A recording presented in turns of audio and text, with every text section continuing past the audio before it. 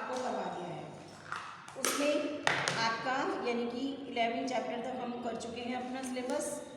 अब आप जो है ऑफिस ऑर्डर तक, अब जो नेक्स्ट चैप्टर है आपका 12 बिजनेस कम्युनिकेशन, ठीक है, बिजनेस कम्युनिकेशन कि बिजनेस में कम्युनिकेशंस कैसे होते हैं, रिटेन कम्युनिकेशन कैसे होता है, ओरल कम्युनिकेशंस कैसे होते हैं, कैसे कम्युनिकेशंस का यूज किया जाता है।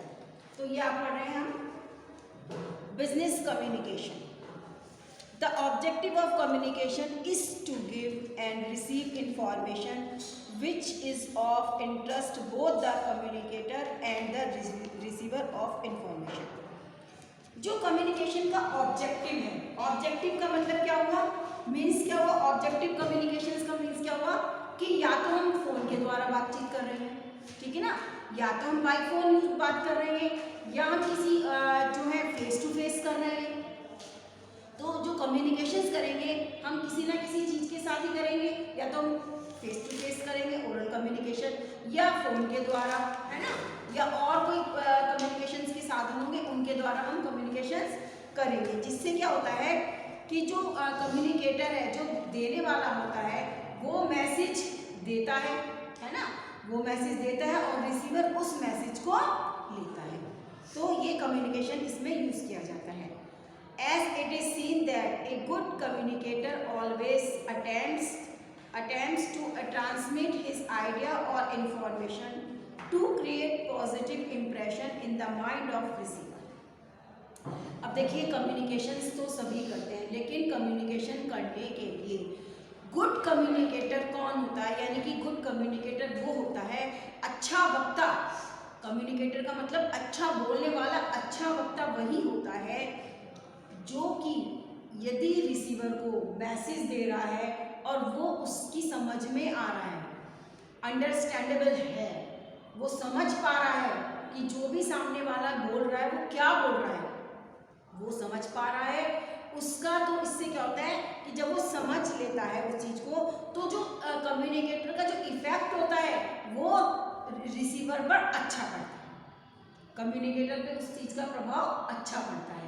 यदि ऑन द अदर हैंड या जस्ट अपोजिट, कि यदि कोई कम्युनिकेटर है और वो बोलने में भी अच्छा नहीं है, समझ में कुछ भी नहीं आ रहा, तो रिसीवर को क्या होगा, प्रॉब्लम हो जाएगी कि रिसीवर उसका मैसेज समझ भी नहीं पाएगा और अपना इम्प्रेशंस भी, अपना जो फीडबैक है वो भी अच्छी नहीं दे पाएगा।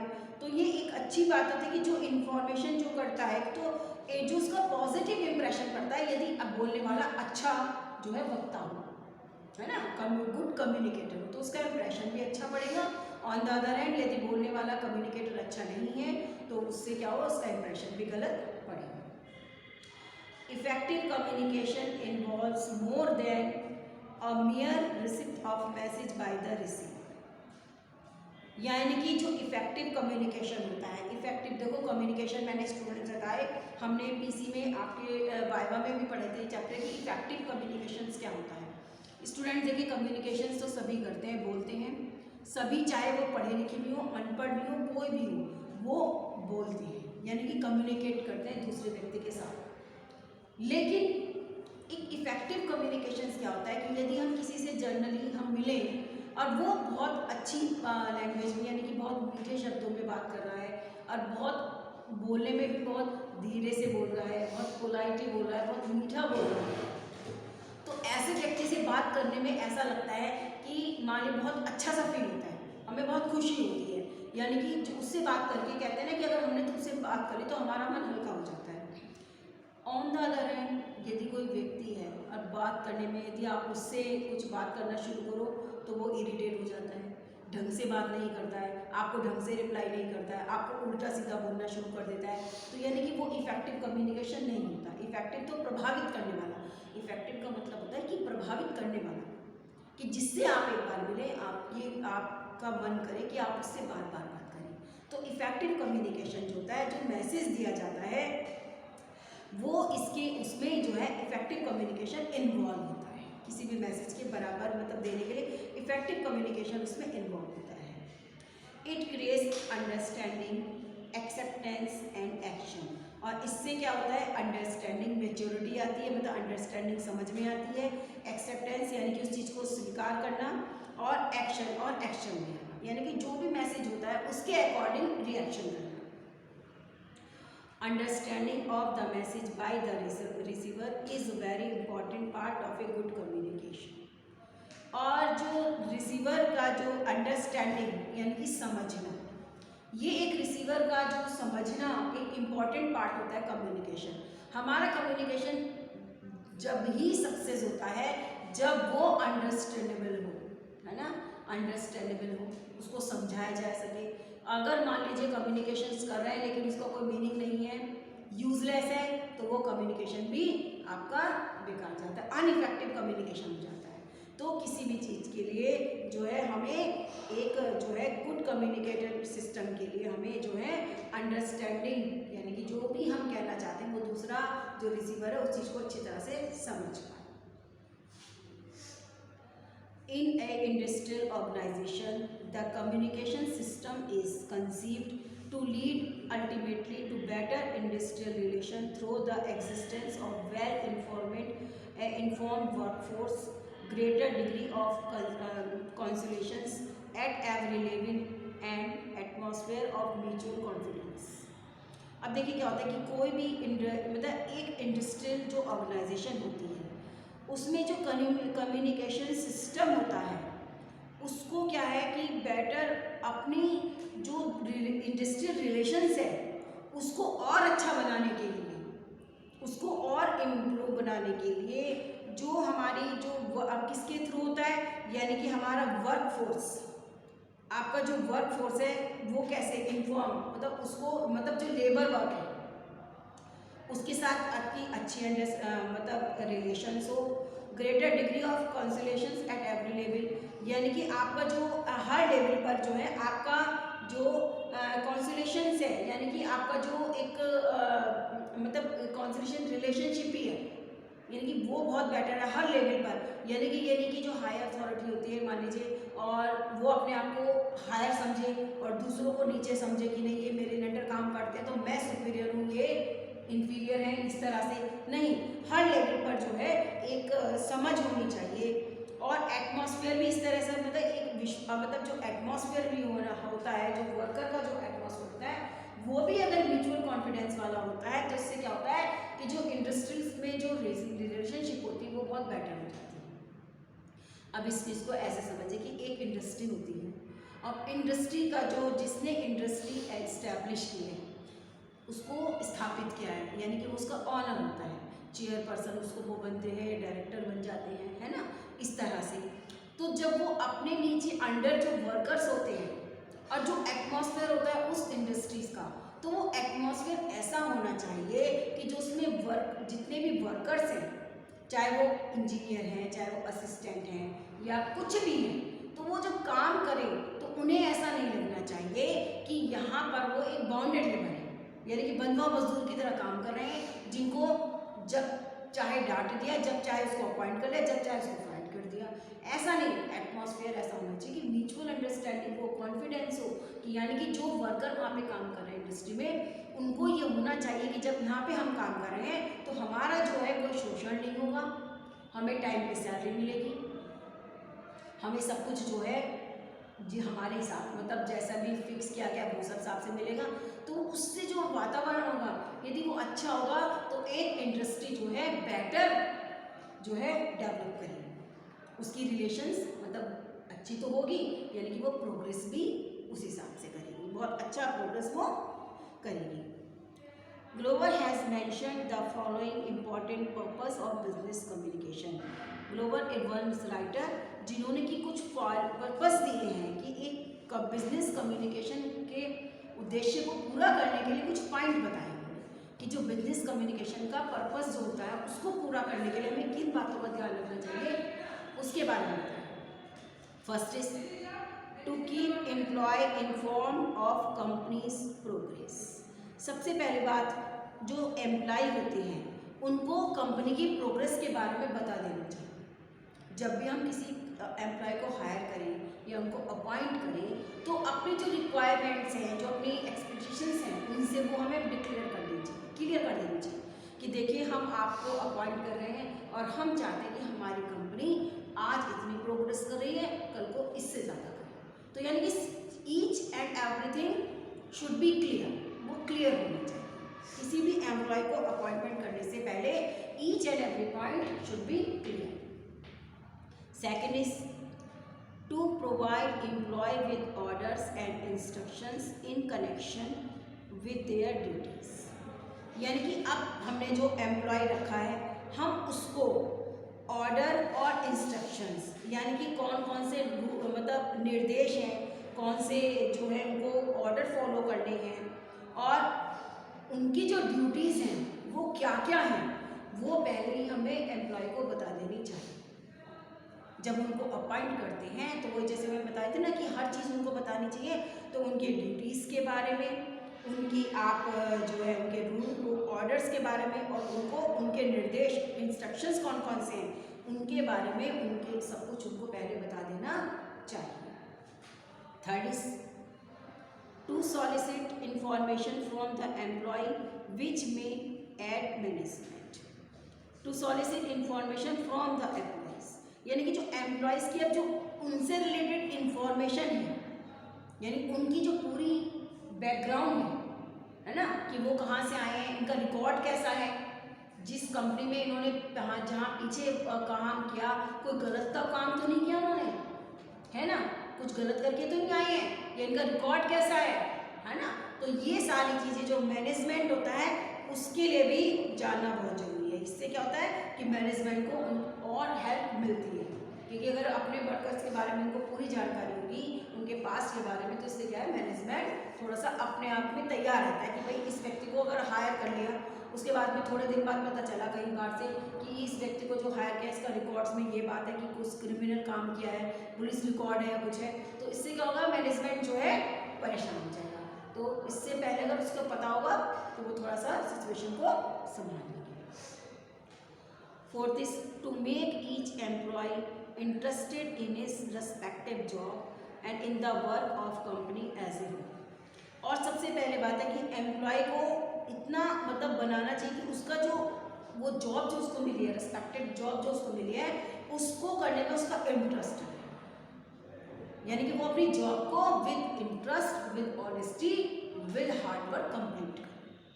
क्योंकि देखो जॉब पर उसी व्यक्ति को हायर किया जाता है जो उसके काबिल होता है, उसकी क्वालिटी होती है, उसमें एक्सपीरियंस होता है।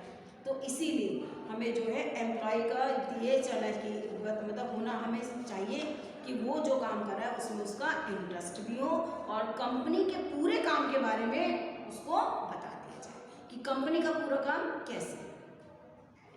Fifth is to express management's interest in his personal, it's personal. और जो मैनेजमेंट है यानी कि उसका अब पर्सनल इंटरेस्ट क्या है उसके बारे में उसको पता होना चाहिए। अब किसी भी मैनेजमेंट का पर्सनल इंटरेस्ट क्या होता है, प्रॉफिट, क्योंकि जो उसने कंपनी इस्टेब्लिश की है उसको स्थापित किया है, तो उसके लिए तो उसमें एक कम से कम उसने ये सोचकर तो उस चीज़ को बनाया कि कम से कम उसको फ़ायदा होगा। जो वो चीज़ बना रहा है जिसमें उसने पैसा लगाया है तो प्रॉफिट के द्वारा वो चीज़ को कवर कर सके। तो ये सारी चीज़ें जो होती है मैनेजमेंट में, यानी कि उसको मैनेजमेंट का पर्सनल इंटरेस्ट है वो भी एक्सप्रेस कर देना चाहिए मैनेजमेंट को एम्प्लॉय कि भाई इस साल हमारा टारगेट जो था इतना था, नेक्स्ट ईयर का टारगेट हमारा इतना होगा।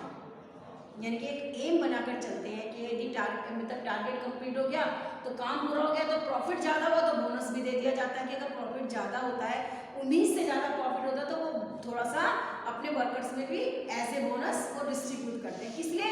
टू करेज द एम्प्लॉय, अपने एम्प्लॉय को उत्साहित करने के लिए। 6 है टू रिड्यूस और प्रिवेंट लेबर टर्नओवर। अब क्या है जो प्रिवेंट लेबर पर जो यानी कि जो काम का जो किसी के पे ज़्यादा बर्डन हो जाता है तो उसको रिड्यूस करना, यानी कि किसी एक व्यक्ति को सारी रिस्पॉन्सिबिलिटीज न देकर कुछ ही व्यक्ति मतलब उस वर्क को डिवाइड कर दिया जाए। जो लेबर पड़ जाता है, लेबर पर जो उसका वर्क प्रेशर पड़ जाता है, इससे क्या होगा काम कंप्लीटली एग्जीक्यूट नहीं होगा। तो उस काम को स्मूथली कराने के लिए उस वर्क को डिवाइड कर दिया जाए और जिससे कि लेबर भी फ्री माइंड होकर काम को कंप्लीट करे। 7 is to introduce employee with the will of work and the benefit derived from their association with the company। अब क्या है एम्प्लॉय को कि वो जो काम करेगा उससे क्या होगा कि कंपनी को कितना बेनिफिट होगा, जो वो काम करेगा उससे कंपनी को कितना बेनिफिट होगा उसके बारे में भी एम्प्लॉय को बता देना चाहिए कि आप जो काम करेंगे यानी कि इससे क्या होगा, कंपनी को इतना प्रॉफिट होगा, कंपनी इससे इतना फायदा लेगी। हाँ, to instil each employee with personal pride in being a member of the company. Each employee with the personal pride. अब क्या है कि कंपनी के हर व्यक्ति को, जितने भी कंपनी में काम करने वाले एम्प्लॉय हैं, मतलब उनको अपना एक फैमिली मेंबर की तरह ट्रीट करना चाहिए, उनको एक फैमिली मेंबर की तरह ट्रीट करना चाहिए। इससे क्या होता है स्टूडेंट्स कि जो अगर हम उनको अच्छी गुड रिलेशनशिप हमारे बीच में होगी तो हमारी जो लेबर वर्क है काम भी उतनी ही अच्छे ढंग से करेगा। अब अगर मान लीजिए कोई भी एम्प्लॉय होता है, अगर वो काम भी अपना ढंग से कर रहा है लेकिन उसको क्या है कि आप बार बार उसको टोक रहे हैं, अरे ये काम तो तुमने ऐसे नहीं किया, अरे तुम्हारे काम में तो कमी है, यानी कि गलतियाँ निकालना, बार बार उसको मतलब डिप्रेस करना, यानी कि वो बेचारा काम तो कर रहा है, उसकी जगह आप अप्रिशिएट तो क्या कर रहे हैं, उसका जो कॉन्फिडेंस लेवल उसको डाउन कर रहे हैं। तो ये चीज़ नहीं होनी चाहिए, यानी कि एज ए अगर आप एक मेंबर की तरह उसको ट्रीट करेंगे तो इससे क्या होता है, अगर हमें ये भी बात होती है किसी से प्यार से काम करवाएं, अगर हमें प्यार से बोल दिया तो व्यक्ति पूरे उत्साह पूरी मेहनत और लगन के साथ वो काम करेगा। यदि आप उसको डांट के या उसको धमका के कुछ काम करेंगे तो वो व्यक्ति का जो करने की जो क्षमता है वो खत्म हो जाती है। तो ये So it is clear that the business communication is specialized branch of communication। तो इससे पता चलता है जो बिजनेस कम्युनिकेशन है वो कम्युनिकेशन की एक स्पेशल ब्रांच है कि कम्युनिकेशंस अलग अलग तरीके के होते हैं, कहाँ कैसे फॉर्मल इनफॉर्मल है ना, इस तरह से। तो ये सब जो कम्युनिकेशन एक बिल्कुल बिजनेस कम्युनिकेशन की एक स्पेशल ब्रांच है। There is a difference between general communication and a business communication. यहाँ पर जनरल कम्युनिकेशन और बिजनेस कम्युनिकेशन में डिफरेंस है, अंतर है, वो तो होता ही है बच्चों। बिजनेस कम्युनिकेशन में जो बातें होती हैं, जो कम्युनिकेशंस होता है वो बिजनेस से रिलेटेड, उस कंपनी के वर्क से रिलेटेड होता है, कोई एक्स्ट्रा बातें नहीं होती। और जबकि on the other hand general communication में क्या होता है, हम किसी भी तरह की बात कर सकते हैं, फॉर्मली भी कर सकते हैं, इनफॉर्मल भी कर सकते हैं, एक्सटर्नल भी करते हैं, इंटरनल भी करते हैं, कैसे भी कर सकते हैं, मतलब किसी तरह से भी हम कर सकते हैं। जनरल कम्युनिकेशन में आप गॉसिप भी कर सकते हैं, एंटरटेनमेंट के लिए जोक्स भी सुना सकते हैं, मतलब कुछ भी आप कर सकते हैं, टाइम पास करने के लिए आप मूवी देख सकते हैं, कुछ भी कर सकते हैं। लेकिन जब बिजनेस कम्युनिकेशन होता है तो बहुत सोच समझ कर कम्युनिकेट करना चाहिए। तो ये डिफरेंस होता है। The difference is the application of business communication. Applications of business communication. Difference जो business communication में जिस तरह से applications में differences होता है, business communication में भी उसी तरह। As we see that business activities are of two types. इस प्रकार हम देखते हैं कि business activities होती है वो दो तरह की होती हैं, internal, second is external।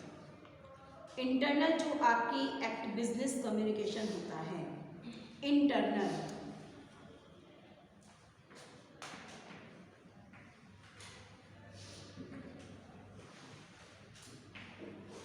Miss आंतरिक, अंदर, अंदर से ना अंदर,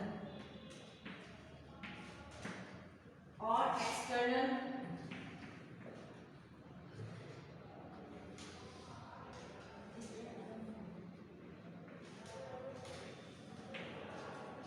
बाह्य,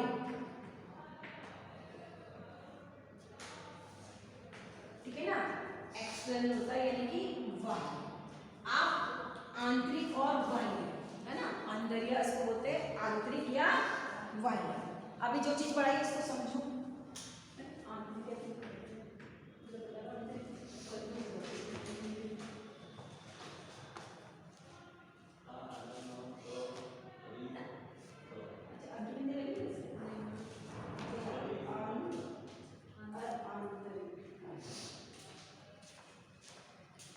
हाँ जी स्टूडेंट्स, तो देखिए जैसे इसका अंदर भी आप इसको आंतरिक यानी कि अंदर, है ना, इंटरनल का मतलब होता है आंतरिक।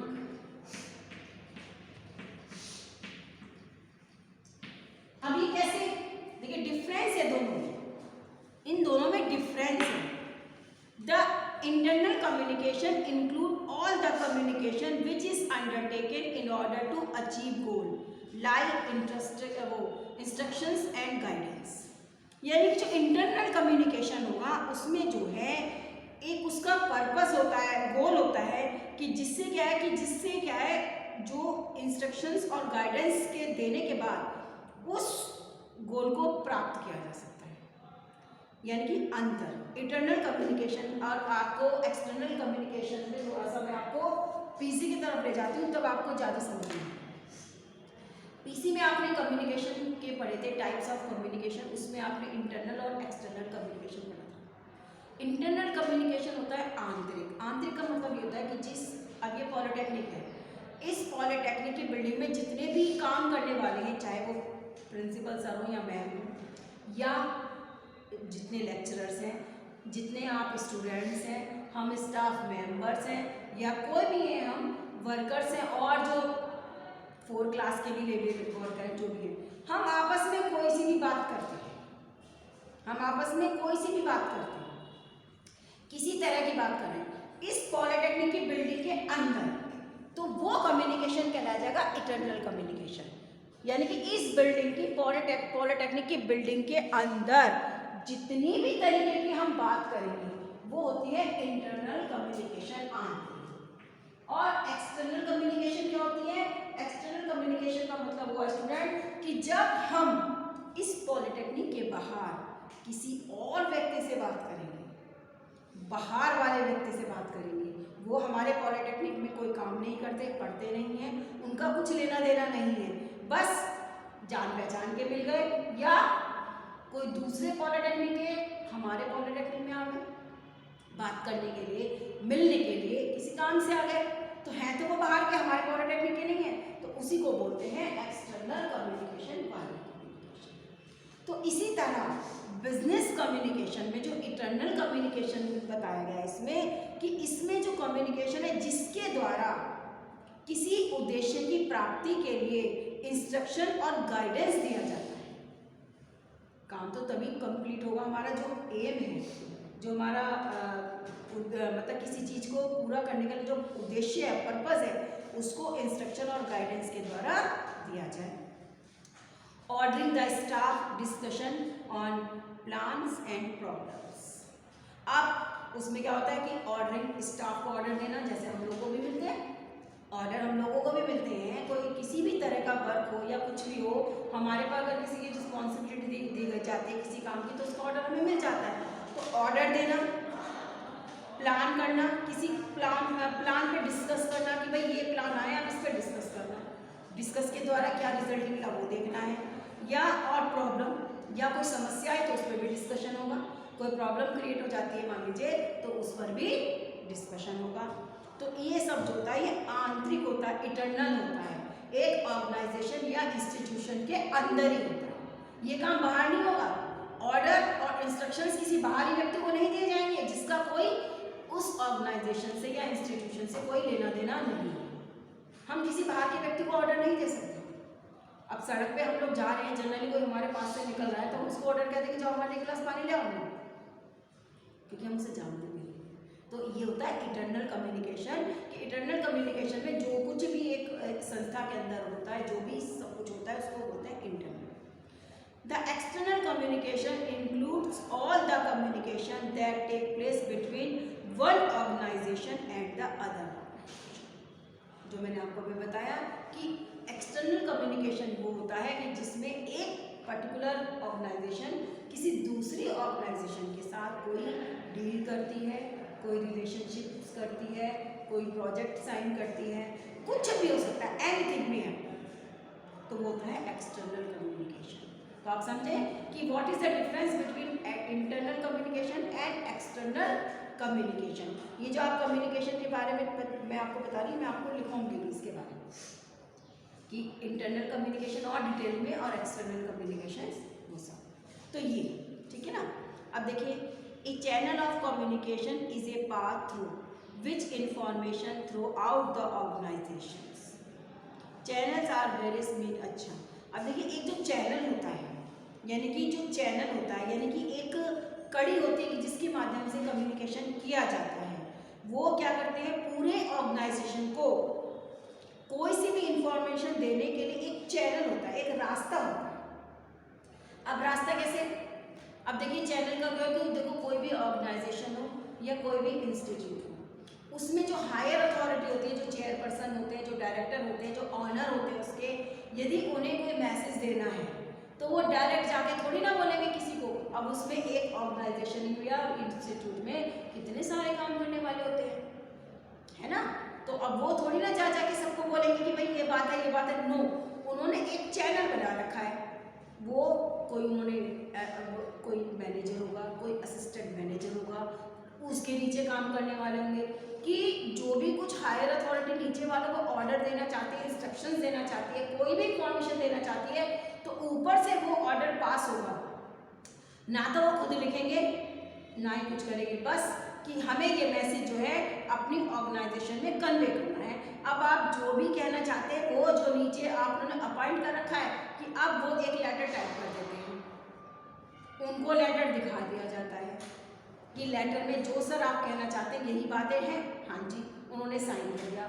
उसके बाद नेक्स्ट जो पर्सन होगा वो साइन करने के लिए आएंगे कि ऊपर से ऑर्डर किया है, फिर नीचे से यानी कि 1 2 3 स्टेप बाय स्टेप वो ऑर्डर फिर पूरी ऑर्गेनाइजेशन में कन्वे हो जाएगा। जो भी हायर अथॉरिटी है, अब प्रिंसिपल सर है हमारे कॉलेज में, ठीक है, प्रिंसिपल सर है, अगर उन्हें कुछ मैसेज देना होगा तो वो खुद आके थोड़ी ना किसी को बताएंगे। इस काम के लिए दीदी बैठी है, उनको बैल बुला के बुलाया जाएगा। बुलाने के बाद जिसके द्वारा ये मैसेज कन्वे किया जाएगा उनको बुलाया जाएगा, उनको सारी बातें बताई जाएंगी, फिर वो लेटर टाइप होगा, फिर सर के साइन होंगे, उसके बाद वो सर्कुलर हो जाएगा। यहाँ पे क्या काम आ गया, सर्कुलर लेटर का, कि एज ए सर्कुलर वो सारे में घूम जाएगा। तो इस तरह से कोई भी होता है उसमें एक मैसेज के लिए चैनल यूज होता है। अब चैनल में देखिए क्या है, channel are various medium of transmitting message, ideas and thoughts. Channel के बहुत तरीके, अलग बहुत प्रकार के साधन होते हैं जिनके द्वारा मैसेज को ट्रांसमिट किया जाता है, आइडिया और थॉट्स को ट्रांसमिट किया जाता है। किस किस माध्यम से, कभी तो थॉट्स अगर हमारे दिमाग में कोई आ रहा है तो हम उसको बोल के भी एक्सप्रेस कर सकते हैं, कुछ को हम लिख के भी एक्सप्रेस कर सकते हैं। One has variety of choice to choose either written form of transmitting as correspondence or using device like fax machine। अब क्या है, वन हैज, अब एक के पास जो है चॉइस होती है, बहुत सारे रिटन कम्युनिकेशन, मतलब कि जो रिटन फॉर्म की जो बहुत सारी चॉइस जो होती है उसमें उसके पास एक मतलब चॉइस होती है कि वो कौन सा साधन चुनना चाहता है, कि वो कौन सा कॉरस्पॉन्डेंस या कौन सा ट्रांसमिटिंग का साधन चुनना चाहता है जिससे कि वो अपना मैसेज कन्वे कर दे। कई बार ऐसा होता है कि रिटन कम्युनिकेशन सही नहीं होता, कोई ऑर्डर देना है, मतलब ऑर्डर क्या, कोई बात ऐसी बतानी है कि जिसको जो हायर अथॉरिटी है लिखकर भी उसको एक्सप्रेस नहीं कर सकती, तो क्या हुआ, एक असेंबली में मीटिंग बुला ली, ठीक है ना, मीटिंग बुला ली, और मीटिंग में जो भी उनको एक्सप्लेन करना होता है ना, एलिब्रेट करना होता है, तो वहाँ पर वो है उस चीज़ को एक्सप्लेन या एलिब्रेट कर दिया, सारी चीज़ें उनको समझा दी। तो इस तरह से कोई भी हम चैनल यूज़ कर सकते हैं, जैसे फैक्स मशीन का यूज़ कर सकते हैं। Channels are very common in the field of telecommunication. Telecommunication में चैनल जो है कॉमन चीज़ है जिसका बहुत ज़्यादा यूज़ होता है और सभी हम इस चीज़ का यूज़ करते हैं। अब देखिए क्या है इसमें, चैनल क्या है, टाइप्स ऑफ कम्युनिकेशन दे रखा है। फर्स्ट में दे रखा है चैनल, फॉर्मल या इनफॉर्मल। फॉर्मल कम्युनिकेशन और इनफॉर्मल कम्युनिकेशन क्या है? फॉर्मल होता है औपचारिक, याद होगा आपको कुछ की full of formalities. Full of formalities का मतलब होता है फॉर्मल, जिसमें हमें औपचारिकताएं निभानी ही पड़ती हैं। पीसी में आपको ध्यान हो तो ये सारी चीजें हमने आपको बताई थी, जिसमें औपचारिकताएं निभानी ही पड़ती हैं उसको बोलते हैं formal communication. Informal communication without use any formalities या विदाउट फॉर्मेलिटीज, जिसमें कोई भी औपचारिकताएं नहीं निभाने की जरूरत पड़ती, हम कैसे भी उसको यूज कर सकते हैं। सेकंड है डायरेक्शन, कौन सा है? Downward, upward, horizontal. अब ये आपने देखा था कि डाउनवर्ड ऊपर, अपवर्ड नीचे, हॉरिजॉन्टल ये वो होता है कि जब कोई कम्युनिकेशन में, अब इसमें देखिए नीचे आएगा, उसके बाद है ओरल, रिटन एंड गेस्चुरल, है ना, गेस्चुरल लैंग्वेज, साइन लैंग्वेज। अब देखिए क्या है formal communication, informal. Formal communication includes all formalities, courtesies and protocol. इसमें फॉर्मल कम्युनिकेशन में फॉर्मेलिटीज होंगी, कर्टीज होंगी और पूरा फुल प्रोटोकॉल होगा। This is used in the official practice and business dealing, और जिसका यूज हम ऑफिस प्रैक्टिस के लिए और बिजनेस डील के लिए करते हैं। Downward communication is use for giving order and instruction to the subordinate. Downward communication मतलब होता है कि जिसमें अपने सबऑर्डिनेट को ऑर्डर और इंस्ट्रक्शंस देना। Informal communication, this type of communication is without any formal beginning and use among our relative, friends and equals. और इन्फॉर्मेशन कम्युनिकेशन की जो टाइप होती है, इसमें हम जो है इनफॉर्मल जो है उसका यूज़ नहीं करते, बल्कि किसके बीच में, अपने रिलेटिव्स, फ्रेंड्स और इक्वल्स, अपने बराबर वालों के साथ हम इनफॉर्मल होते हैं, अनौपचारिक रूप से हम बातचीत करते हैं। It is also used in an organization when the employee are unable to communicate the required information to higher authorities because of some communication hindrance।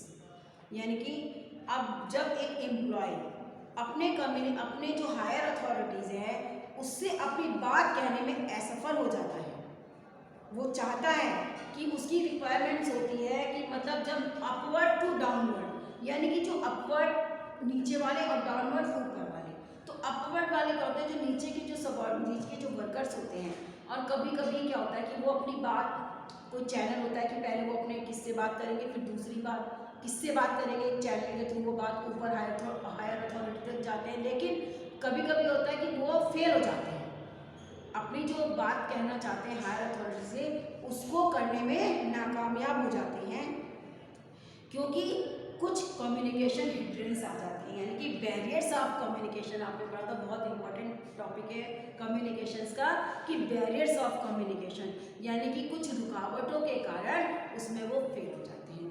यानी कि अगर उनको कोई प्रॉब्लम होती है उस ऑर्गेनाइजेशन में, कोई काम में उन्हें प्रॉब्लम आ रही है, उनको पूरी सैलरी नहीं दी जा रही है, और जब वो बात करना चाहते हैं जिन्होंने उसको अपॉइंट किया गया है कि हमें हमारे पूरे काम का मेहनताना नहीं मिल रहा है, क्या रीज़न है, लेकिन वो बात हायर अथॉरिटी तक नहीं पहुंच पा रही है, तो क्या होता है, क्या रीज़न होता है, हिंड्रेंस क्या, यानी कि उसमें बैरियर्स होते हैं, यानी कि जो व्यक्ति बीच में गोलमाल कर रहा है वो ये सब होने नहीं दे रहा, उनको डायरेक्ट ऊपर जाने नहीं दे पा रहा, क्योंकि अगर मान लीजिए हायर अथॉरिटी तक वो बात पहुँच गई तो इट मीन्स उसकी कमी जो है, उसकी गलती जो है पकड़ी जाएगी।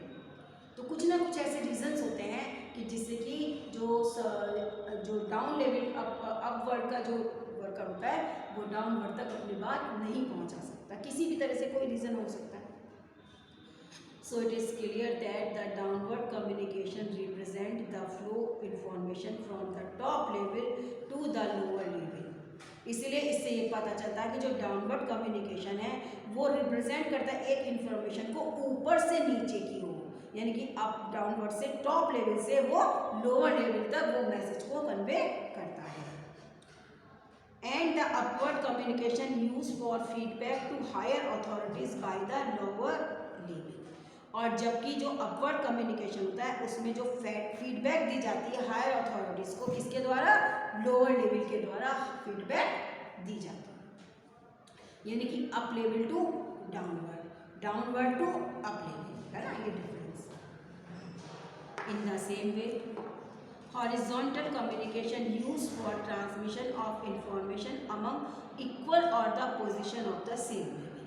horizontal का मतलब होता है समानता, horizontal communication का मतलब होता है समान, यानी कि एक इक्वल रैंक, इक्वल पोजीशन, जिसमें इक्वल रैंक हो, इक्वल पोजीशन हो, यानी कि जैसे स्टूडेंट का स्टूडेंट से कोई भी हो, क्योंकि स्टूडेंट्स आपकी पोजीशन, आप क्या है स्टूडेंट है, हमारा किसी और से बात करना, लेक्चरर का लेक्चरर से, प्रिंसिपल सर का प्रिंसिपल सर से, दूसरे कॉलेज के होंगे किसी के, तो इक्वल लेवल से जो बात करना, हॉरिजॉन्टल का मतलब है समान रूप से, तो अपनी सेम पोजीशन वाले व्यक्ति से बातचीत करना, ठीक है, समान पद पर,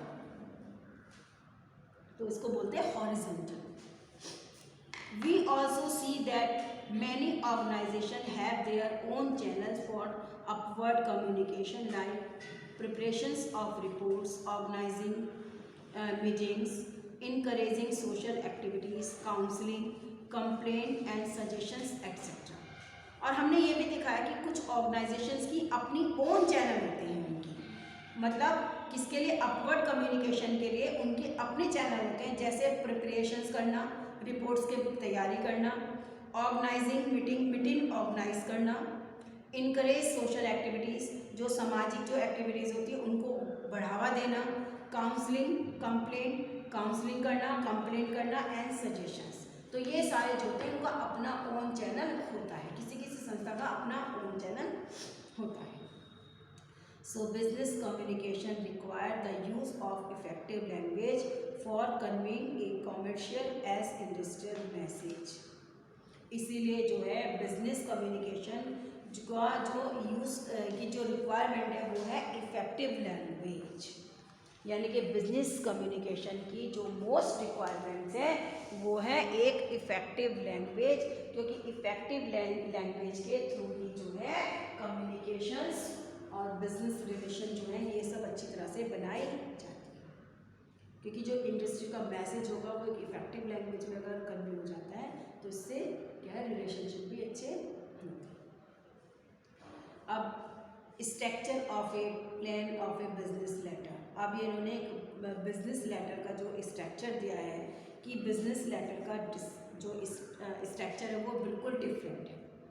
नंबर 1 पे इन्होंने हेडिंग, सेकंड पे date, your reference, our reference, 4th में इनसाइड एड्रेस, 5th में salutation, 6, 7, 8 main body of letter, 9 में आपका टर्मिनेशन एंड सब्सक्रिप्शन जो चीज़ें हैं, यानी कि जो लेटर की सारी चीज़ें थी हमारी, इसमें क्या है सेंडर और रेफरेंस, सेंडर और रिसीवर नहीं दिया है, बल्कि इन्होंने डेट डाल दिया है, योर रेफरेंस, आवर रेफरेंस।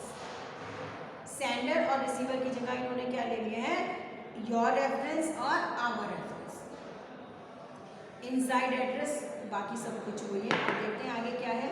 अब इसमें जो पीछे आए हैं स्टूडेंट्स आपके बता तो दिए इन्होंने कि हॉरिजॉन्टल क्या होता है, फॉर्मल क्या होता है, इनफॉर्मल क्या होता है, इंटरनल क्या होता है, एक्सटर्नल कम्युनिकेशंस क्या होता है। तो ये थोड़ा सा हम आपको राइट करवा देंगे, क्वेश्चन में आपके आ भी सकता है ना, क्योंकि आपके में तो 2-2 लाइनें दे रखी हैं, इसमें 2-2 लाइनें दे रखी है। तो अगर आप एग्जाम में आता है, क्योंकि आपके तो देखिए 7 मार्क्स से कम का तो कोई 6 मार्क्स से कम का तो कोई वो है ही नहीं क्वेश्चन, 6 या 7 मार्क के क्वेश्चन आंसर है, 8 के भी हैं, क्योंकि तो फिर अगर आप इसके हिसाब से लिखेंगे, अगर हम 6 मार्क्स या 7 मार्क्स के हिसाब से इनको लिखें 2-2 लाइनें, तो कंपल्सरी ये काफ़ी नहीं। तो मैं थोड़ा सा इसको आपको डिटेल में इन चीज़ों के बारे में लिखवा देती हूँ। इनके टॉपिक जो है ये दे रखे हैं, फॉर्मल, इनफॉर्मल, एक्सटर्नल, इंटरनल और जो हॉरिजॉन्टल, डाउनवर्ड, अपवर्ड, ये जितने भी हैं रिटेन फॉर आपका ओरल, रिटेन और गेस्चर।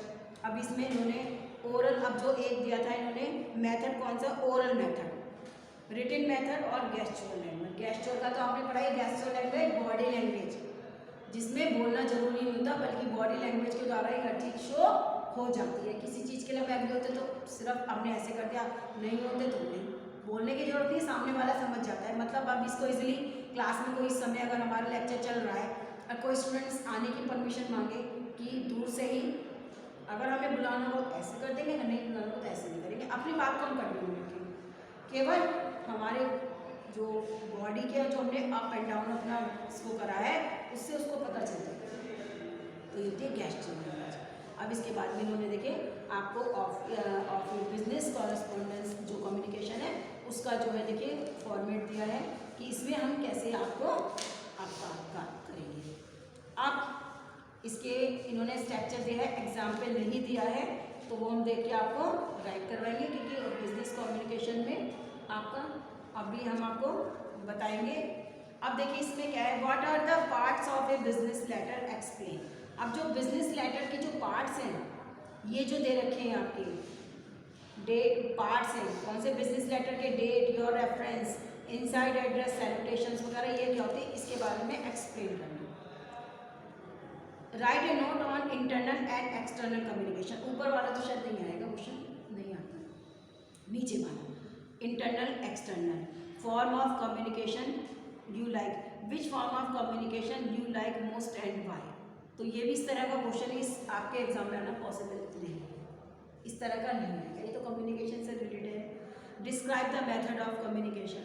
ये मेथड ऑफ कम्युनिकेशन भी स्टूडेंट्स आप लोगों ने पढ़े हैं, इस तरह का आपके उसमें नहीं आएगा question. Write a note on the following, formal informal communication और give the plan of a business letter. अब ये बिजनेस लेटर का प्लान देगा, ये फॉर्मल इनफॉर्मल कम्युनिकेशन का जितना भी आपके पॉइंट्स दे रखे हैं इसमें, यानी कि जितने भी आपके थ्योरेटिकल क्वेश्चन हैं इसमें वो सब मैं स्टूडेंट्स आपको सेल्फ अपने आप राइट करवाऊंगी दूसरी उसमें से, क्योंकि इसमें से आपको बहुत छोटा छोटा दे रखा है और ये जो है आपके पार्ट्स का है ये नहीं आएगा। नोट आपका ये ना describe the method of communication ये भी नहीं आएगा। मेथड ऑफ कम्युनिकेशन का तो हमने पीसी में पढ़ा था स्टूडेंट्स, पीछे हम पढ़ चुके हैं मेथड ऑफ कम्युनिकेशन कौन कौन से होते हैं। अब मेथड ऑफ कम्युनिकेशन थोड़ा सा आपको याद हो, रिसेंट टाइम में तो हम ब्रैम्स ऑन ड्रम बीट्स और फायर स्मोक का यूज़ करते थे। मिडिल एज में होमली पीजन्स और हॉर्स राइडर आ गए थे। थर्ड मॉडर्न एज में तो इतने सारे कम्युनिकेशंस के सिस्टम है कि अनलिमिटेड है, उसमें तो अनलिमिटेड कम्युनिकेशन सिस्टम है आजकल तो, यानी कि आज को मैंने बताया ना कम्युनिकेशन से आज पूरी दुनिया एक संसार छोटे परिवार के रूप में परिवर्तित हो गई है और जिससे क्या होता है कम्युनिकेशन करना बहुत आसान हो गया है। तो बच्चों ये कम्युनिकेशन के जो है मेथड वगैरह ये तो नहीं आएंगे, लेकिन हाँ जो ये फॉर्म्स दे रखी हैं इसमें आपकी में बहुत शॉर्ट दे रखी है। अब नेक्स्ट वीडियो में हम आपको उन सारी फॉर्म्स को जो मैंने इसमें है आपकी उन सबके टॉपिक आपको राइट करवाएंगे, क्योंकि आपकी किसी भी टॉपिक पर इसमें क्वेश्चन आ सकता है जो आपका इन्होंने दे रखा है। जैसे write a note on internal and external communication, which form communication you like most and why. अब कम्युनिकेशन का कौन सा सिस्टम आपको पसंद है, क्या करेंगे, तो ये क्वेश्चन आपके लिए एग्जाम के लिए सूटेबल नहीं है कि आपके क्वेश्चन पेपर मतलब उसमें ये क्वेश्चन आएगा बस। और फिर आपका जो है राइट ए नोट ऑन ये आ सकता है, फॉर्मल इनफॉर्मल ये मैं आपको राइट करवाऊंगी। Plan of a business letter ये तो आपका स्ट्रक्चर पे पॉसिबल नहीं है, तो बस ये जो क्वेश्चन है जिसमें ये फॉर्म की टाइप्स है वो मैं आपको नेक्स्ट वीडियो में आपको इनका आपको राइट करवाऊंगी। और कुछ बिजनेस लेटर जो होते हैं वो भी मैं स्टूडेंट एज ए एग्जाम्पल में आपको कुछ बिजनेस लेटर भी राइट करवाऊंगी। फॉर आपके जो बिजनेस लेटर होते हैं कौन कौन से बिजनेस लेटर होते हैं, उनका क्या आ सकता है कि एक बिजनेस लेटर जो है कौन कौन से हम यूज़ करेंगे, तो इसलिए वो बिजनेस लेटर भी मैं हो सकता है तो मैं आपको कुछ वो भी आपको राइट करवाऊंगी। तो नेक्स्ट वीडियो में आप जो है मैं आपको क्योंकि बोर्ड पे अब वीडियो में तो डिक्टेट नहीं करा सकते कि कोई स्टूडेंट्स कोई लिख पाए ना लिख पाए, तो बेटर ये होता है कि मैं बोर्ड पे ही उनको आंसर्स को आपको टॉपिक को राइट करूँगी और आप जो है वीडियो में से देखकर उनको नोट कर लीजिएगा और सबको लर्न कर लीजिएगा। और जब आप देखेंगे कि आप उनको राइट करेंगे तो आपको याद आ जाएगा कि आपने पीसी में ये सब कुछ पढ़ रखा है और हम पहले आपको पीसी में ये सारी चीज़ें बातें आपको बता चुके हैं। तो नेक्स्ट वीडियो में स्टूडेंट्स हम आपको उन चीज़ों के बारे में बताएंगे। Till then stay home stay safe.